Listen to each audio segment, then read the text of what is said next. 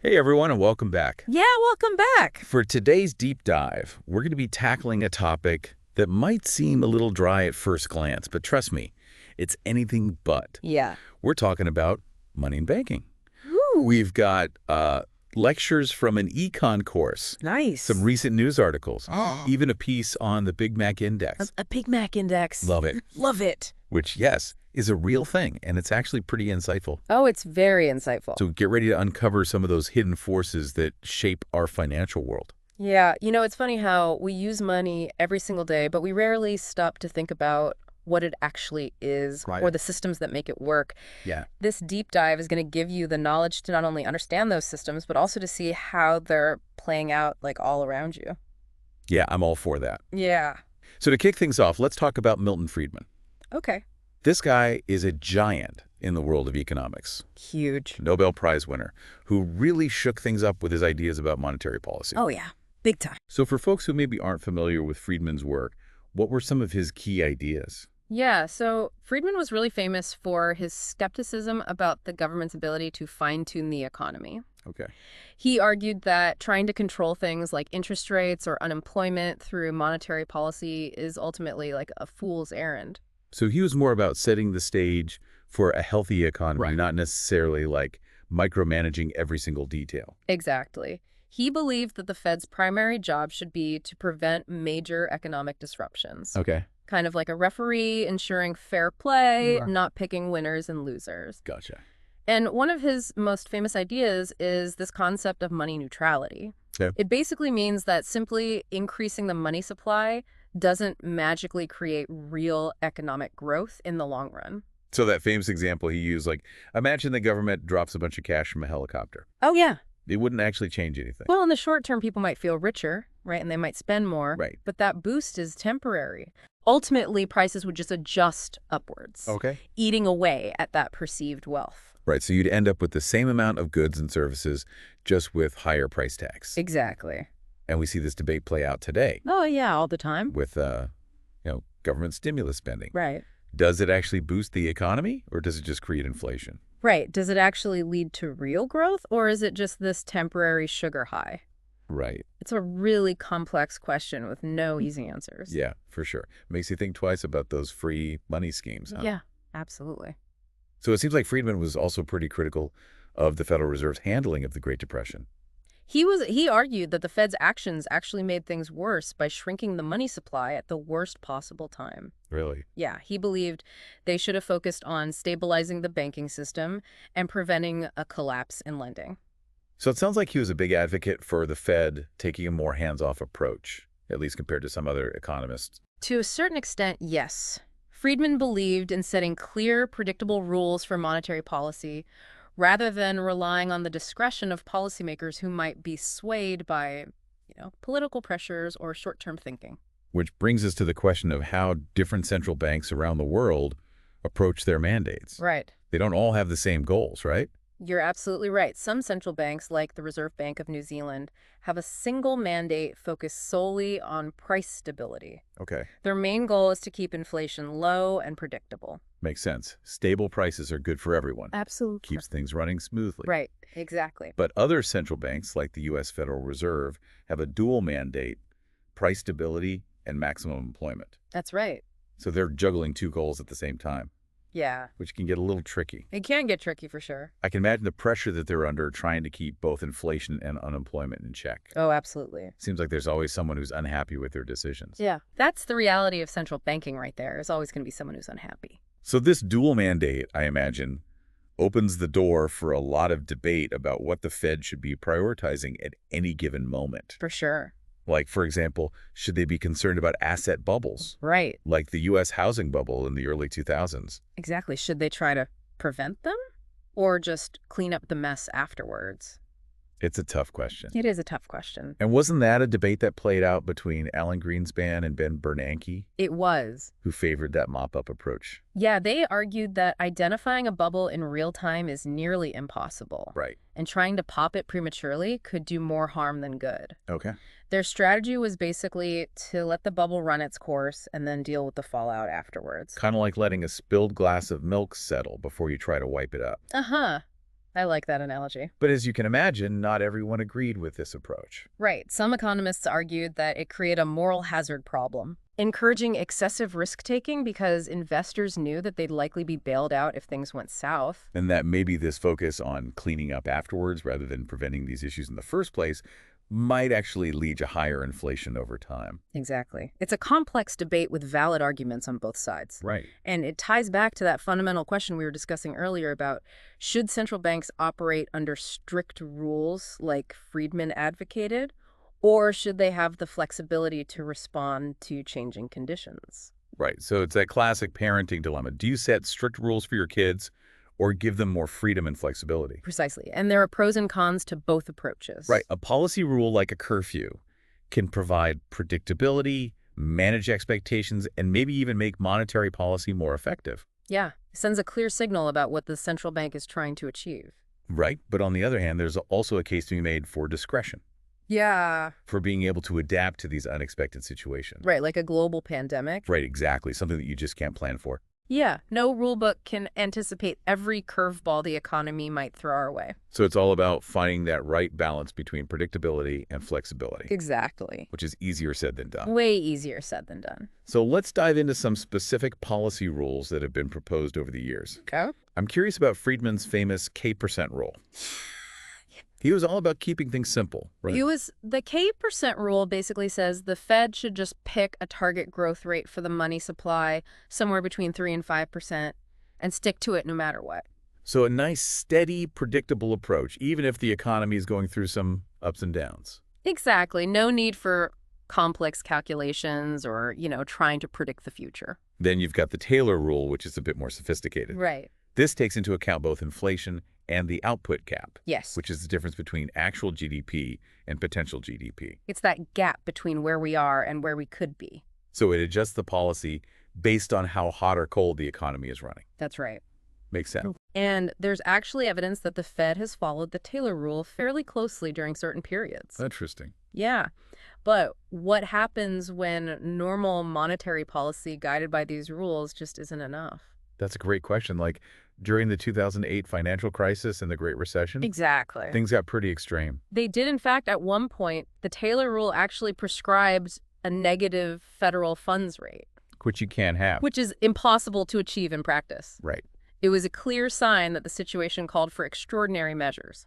So what did the Fed do? Did they just throw the rule book out the window? In a sense, yes. They launched a three-pronged attack on the crisis. Okay. First, they tackled the immediate problems stemming from the financial meltdown, providing liquidity to banks and other institutions to prevent a complete collapse. Okay, so kind of like providing emergency life support to the financial system. Exactly. Then second, they worked to get credit flowing again Okay. by helping struggling banks, creating new lending facilities, and expanding deposit insurance. They were trying to restore confidence and prevent a full-blown banking panic. Sounds like they were pulling out all the stops. They had to. And then third, they went all in on stimulating the economy, Okay. pushing the federal funds rate to near zero and buying up longer-term Treasury securities and mortgage-backed securities, a policy known as quantitative easing. Right. And one striking indicator of just how bad things were is this massive increase in excess reserves held by banks. Excess reserves, what does that mean? It means banks were hoarding cash even though the Fed was pumping money into the system. Oh, whoa. They were so spooked by the crisis that they were reluctant to lend, even with ample reserves available. So the Fed was pushing on a string, so to speak. Exactly, all that money, but it wasn't translating into real economic activity. It's a classic example of how even the most aggressive monetary policy can struggle to gain traction when fear takes hold. Absolutely. Fear is a powerful force. Okay, I think that's a good place to pause for now. In the next part, we're going to shift gears and talk about the importance of central bank independence, Yes. especially in a world where politicians are often tempted to meddle in monetary policy for their own short-term gains. That's a crucial topic. We'll also explore the complexities of exchange rates, international banking, and the challenges of coordinating monetary policy in a globalized world. Stay tuned, folks. Things are about to get even more interesting. Oh, yeah. Welcome back, everyone. I hope you're ready for more, because we're about to tackle some of the biggest questions facing the global economy. Yeah, these are the kind of issues that keep economists and policymakers up at night. And honestly, they should probably be on your radar, too. Absolutely. These aren't just academic debates. We're talking about forces that shape everything from your job prospects to the prices you pay at the grocery store. Exactly. So let's dive right in first up, the U.S. and its massive fiscal deficit. We hear a lot about the ballooning national debt, but how does that actually impact the Fed's ability to keep inflation in check? Well, it all comes back to those limitations of monetary policy that Friedman warned us about when the government keeps spending more than it takes in and has to borrow money to cover that shortfall. Right. And this can put pressure on the Fed to create more money to keep interest rates low and make it easier for the government to finance that debt. So it's almost like a tug of war between the government's desire to spend and the Fed's mandate to keep inflation under control. That's a great way to put it. And if the Fed gives in to that pressure to keep interest rates low, even when the economy is heating up, it risks fueling inflation. Right. Think of it like this. Imagine you're throwing a party and you keep inviting more and more guests, but you only have a limited amount of food and drinks. What happens? The food and drinks become more scarce, and people are willing to pay more to get them. Right. So in this analogy, printing more money is like inviting more guests to the party, and inflation is like the rising prices for those limited resources. It seems like a dangerous game, especially if the government keeps spending beyond its means. It is. This is what economists call unpleasant monetarist arithmetic, essentially the idea that persistent budget deficits can eventually force the central bank's hand, leading to inflation, even if the central bank is trying its best to maintain price stability. So is there a way to break this cycle, or are we just doomed to repeat it? Well, there are solutions, but they require political will and a willingness to make tough choices. One obvious solution is for the government to get its fiscal house in order, reducing spending or raising taxes to close that budget gap. I guess that's easier said than done, especially in today's political climate. It seems like short-term thinking often wins out over long-term solutions. Unfortunately, that's often the case, and delaying action only makes the problem worse down the road. Remember, higher inflation hurts everyone in the long run. It erodes your purchasing power, making it harder to afford the things you need. It also distorts investment decisions, making it harder for businesses to plan for the future. Right, so addressing the deficit isn't just about balancing the books. It's about creating a stable foundation for a healthy economy.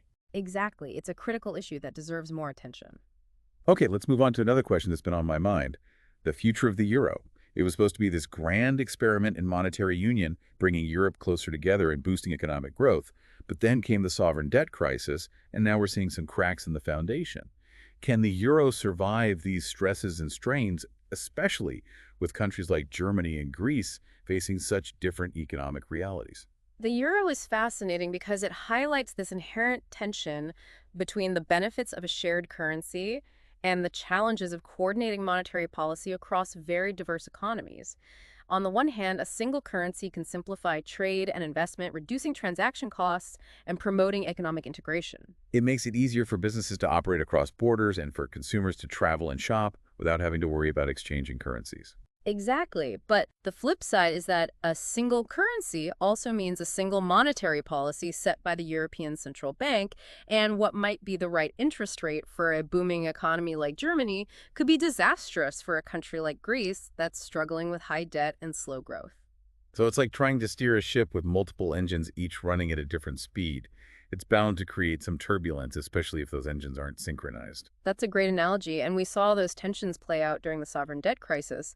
Countries like Greece, Portugal, Ireland were hit hard facing soaring borrowing costs and forced to implement these harsh austerity measures in exchange for bailouts. Right. These measures caused a lot of pain and social unrest, raising serious questions about the euro's long-term viability.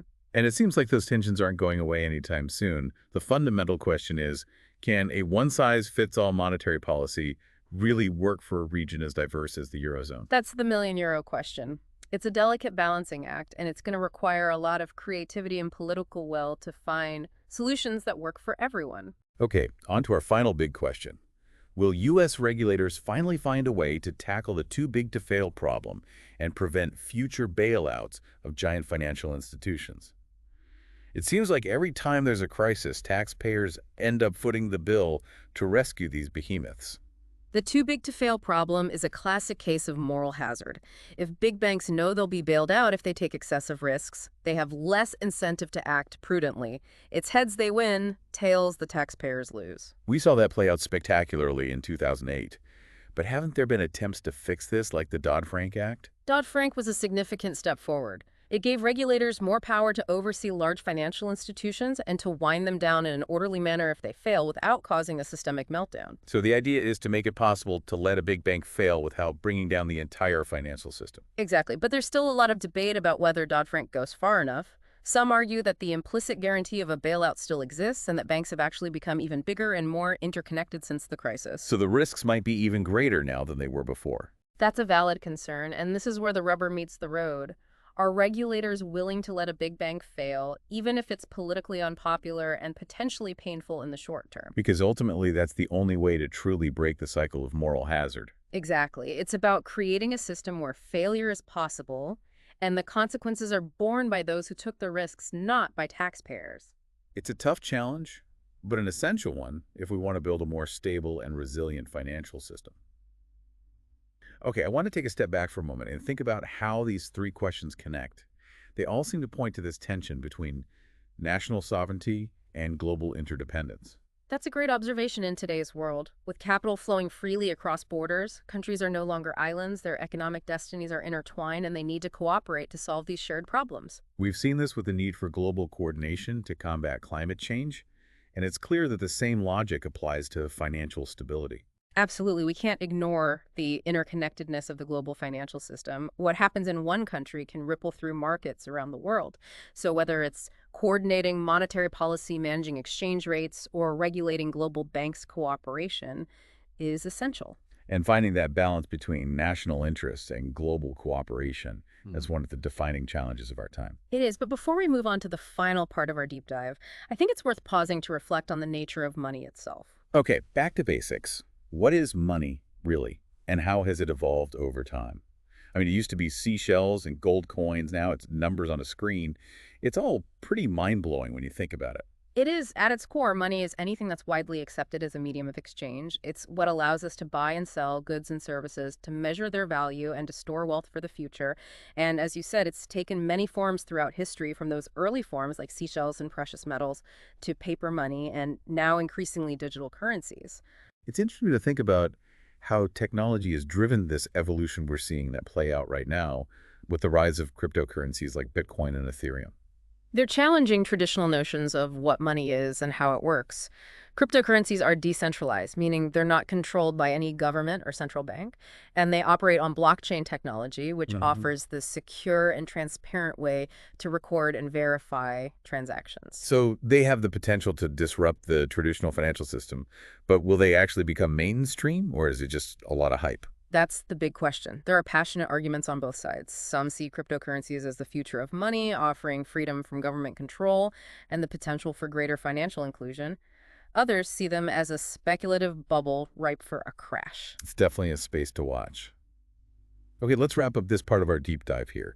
We've explored some of the major challenges facing the global economy, unsustainable deficits, the strains on the euro, and the too big to fail dilemma. And we've delved into the evolving nature of money itself, from ancient barter systems to the digital revolution. In the final part, we'll gaze into our crystal ball and consider what lies ahead for the world of money and banking. Stay with us. Welcome back, everyone. We've explored the foundations of money and banking, grappled with some of the biggest challenges facing the global economy, and now it's time for the grand finale. We're putting on our futurist hats Ooh, I like and it. peering into our crystal ball to see what lies ahead for this ever-evolving world of money and banking. So what major trends are shaping the future of money and banking? What should we be paying attention to? Well, one trend that's impossible to ignore is the accelerating digitization of finance. We're already seeing this rapid shift away from cash and traditional banking toward digital payments, mobile banking, online financial services. Yeah, it's incredible how quickly we've adapted to, tapping our phones to pay for coffee or managing our investments with a few clicks. Right. And this trend is only going to intensify in the coming years. It's being driven by a combination of factors: rapid technological advancements, evolving consumer preferences, and the growing reach of the internet, especially in developing countries. This digital revolution has the potential to make financial services more accessible and affordable for everyone, right? Hmm. Especially for people who have been excluded from traditional banking systems. Absolutely. Imagine a world where anyone with a smartphone can access basic financial services regardless of their location or income level. That's the promise of financial inclusion that digital finance holds. It's exciting to think about the possibilities, But I imagine there are also some downsides to consider. Of course. As we rely more and more on these interconnected digital systems, we become more vulnerable to cyber attacks, data breaches. Right. And if access to digital finance isn't equitable, it could actually worsen existing inequalities. So it's a double-edged sword. It is. We need to make sure that the benefits of digital finance are shared widely while also mitigating those risks. Exactly. It's a complex challenge that requires collaboration between policymakers, regulators, tech innovators, and consumers themselves. Okay, shifting gears a bit, we can't talk about the future of finance without mentioning the elephant in the room, cryptocurrencies. Bitcoin, Ethereum, Dogecoin. It seems like there's a new cryptocurrency popping up every day. It's definitely a wild west out there. Yeah, it's hard to keep up. But what's the real potential here? Hmm. Will cryptocurrencies fundamentally change how we think about money, or are they just a passing fad? That's the billion-dollar question, isn't it? Cryptocurrencies challenge that traditional notion of money by being decentralized, meaning they're not controlled by any government or central bank. Right. And they leverage blockchain technology, which offers this secure and transparent way to record transactions. So they have the potential to disrupt traditional financial systems, especially if they gain wider adoption. But it seems like there's still a lot of uncertainty and volatility in the crypto world. There is. It's a relatively new and untested technology, and there are valid concerns about its scalability, security, and potential for misuse. Yeah. But the underlying technology, blockchain, has far-reaching applications beyond just cryptocurrencies. It's being explored for everything from supply chain management to voting systems. So it sounds like blockchain technology is something to keep an eye on, even if the future of cryptocurrencies remains uncertain. Absolutely. It's a game changer with the potential to revolutionize many aspects of our lives. Okay, let's talk about another challenge that's increasingly intertwined with finance, climate change. You're right. It's no longer just an environmental issue. Climate change is also a financial issue with very real economic consequences. We're already seeing those consequences play out: more frequent and severe natural disasters, rising sea levels, disruptions to agriculture. These events have a huge impact on businesses, investors, and entire financial systems. Exactly. And as these impacts intensify, the financial sector has a crucial role to play in both mitigating climate change and adapting to its effects. So how can finance be a force for good in addressing this challenge? We're seeing a growing movement towards sustainable finance, with investors and lenders prioritizing environmental, social, and governance factors in their decision-making. So it's about shifting capital towards more sustainable activities and away from those that contribute to climate change. Precisely. And there's a whole toolkit of strategies being developed to support this transition, from green bonds that fund environmentally friendly projects to impact investing that seeks to generate both financial returns and positive social or environmental impact.